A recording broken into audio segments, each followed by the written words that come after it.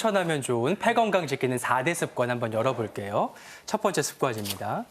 나쁜 호흡을 버리고 좋은 호흡을 지켜라. 숨 쉬는 거에도 나쁜 게 있고 좋은 게 있을까요, 교수님? 예, 혹시 김성희 아나운서님은 숨 쉴 때 코로 숨을 많이 쉬게 되나요? 입으로 숨 쉬게 되나요? 어떻게 되나요? 깨 있을 때는 코로 많이 쉬고요. 잘 때는 입으로도 좀 쉬는 것 같기도 하고 그런데요. 네. 저는 어릴 때 저 같은 경우 입을 해 벌리고 있다고 해서 어머니한테 많이 혼나던 기억이 있어서 한번 여쭤봤는데요. 네. 저희가 이제 좋은 호흡, 나쁜 호흡을 이제 볼 때 우리가 숨 쉬는 습관이 어떤지 그걸 좀 보는 게 이제 일단 중요할 것 같은데요.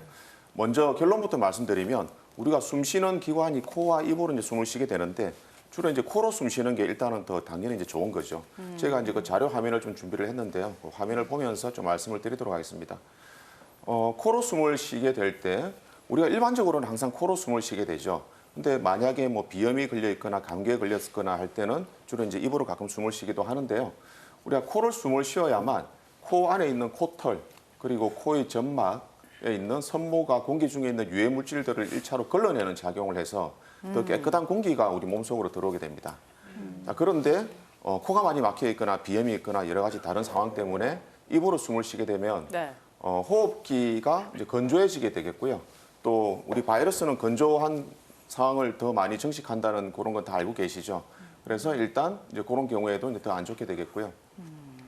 또 그 외에도 코로 숨을 쉬게 되지 못하니까 우리가 코에서 후각이 제대로 작용이 되어야 우리 음식 맛도 잘 느끼게 되는데 네. 그로 인해서 식욕도 떨어지게 되겠고 천식 위험도 높아지게 됩니다.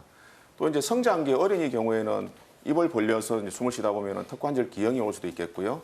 또 뇌 영양 부족으로 집중력도 떨어지게 되겠고 학습 능력도 저하되는 그럴 가능성이 많이 있습니다. 그러니까요. 코에 있는 뭐 점막이나 코털 이런 게 정말 천연 필터 역할을 해주니까요. 천연 필터를 활용하는 코 호흡법을 강조를 해주셨고요. 또 호흡할 때 시간도 중요하다고 하는데요. 그래요. 어떤 내용인지 한번 볼게요. 들이쉴 땐 5초, 내쉴 땐 7초.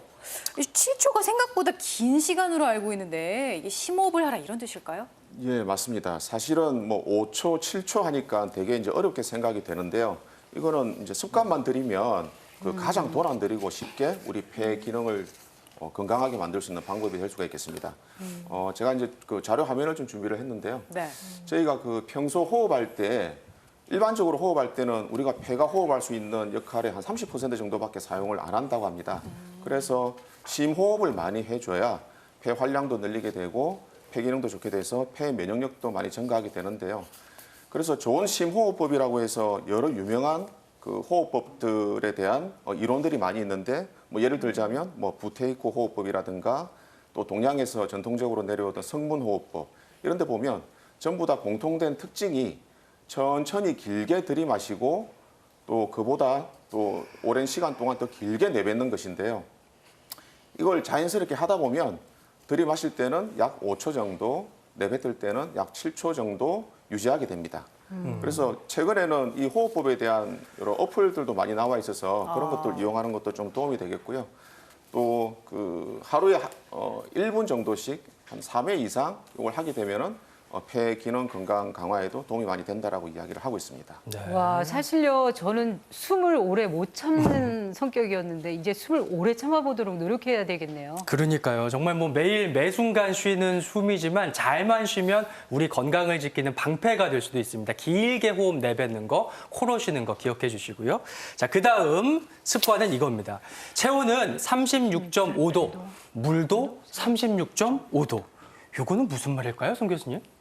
우리 몸에 수분이 한 70% 정도 있는데요. 물은 이제 체내 건조를 없애고 노폐물을 체외로 배출하는 역할도 합니다.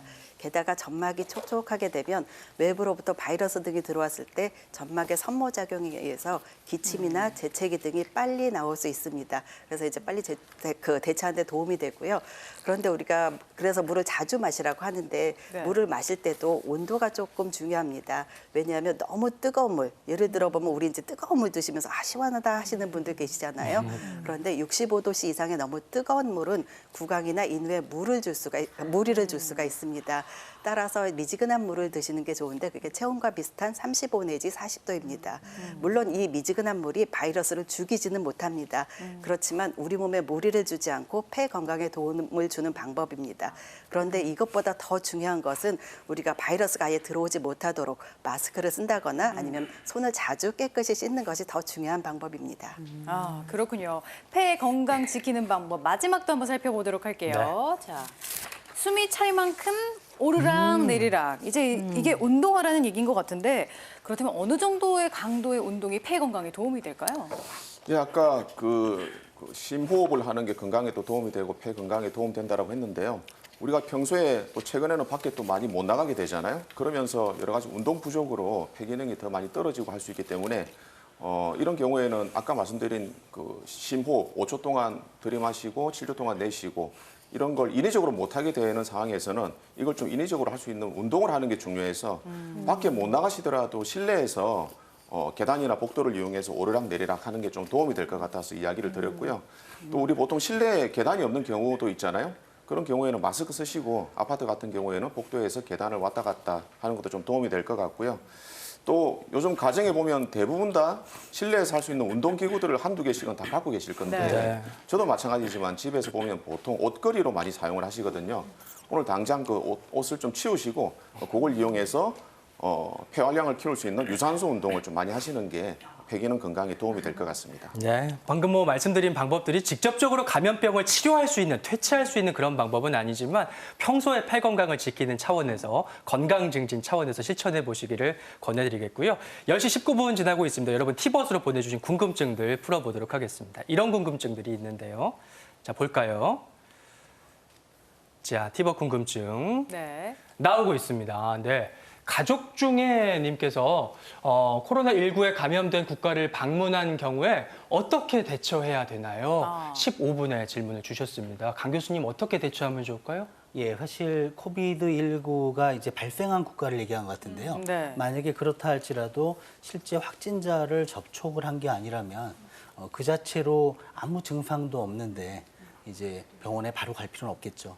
근데 하지만 만약에 이런 분이 증상이 있다면 반드시 의료기관에 가거나 그 전에 1339를 전화를 해서 확인을 한 이후에 보건소나 선별진료소를 가서 진료를 받고 그때 이 얘기를 하시는 게 중요하다고 생각합니다. 아, 그렇군요. 그러니까 만약에 증상이 나타날 경우에 1339로 전화를 해서 방문 사실을 반드시 말씀해 주시는 그렇죠. 게 도움이 된다고 합니다. 계속해서 또 질문 살펴볼게요. 어떤 질문이 들어와 있을까요? 자, 호기숨님께서 17분에 보내주셨어요. 코로나 때문에 힘든 시기인데요. 코로나에 도움이 되는 차로 생강차가 좋다라고 주위에서 얘기를 하는데 정말일까요? 네, 생강차가 이제 폐 건강에는 도움이 될 것 같은데 어떨까요, 교수님? 차 교수님? 예, 생강이 그 폐의免疫力을 키우는 데 많은 도움이 되고 있고요. 또 생강 속에 진저롤이라는 성분이 여러 가지 역할들을 많이 하는데 생강은 원래 성질이 열하고 또 몸에 땀을 내게 하는 역할을 하기 때문에 우리 그 폐 건강과 기관지 천식 등에 도움이 많이 됩니다. 하지만 그 소화기에 열이 많거나 몸에 아예 열이 많은 분들은 좀 조심해서 드시는 게 좋을 것 같고요. 네. 몸이 차가운 소음인들한테는 더 도움이 많이 될 것 같습니다. 네, 계속해서 궁금증들 보내주시고요.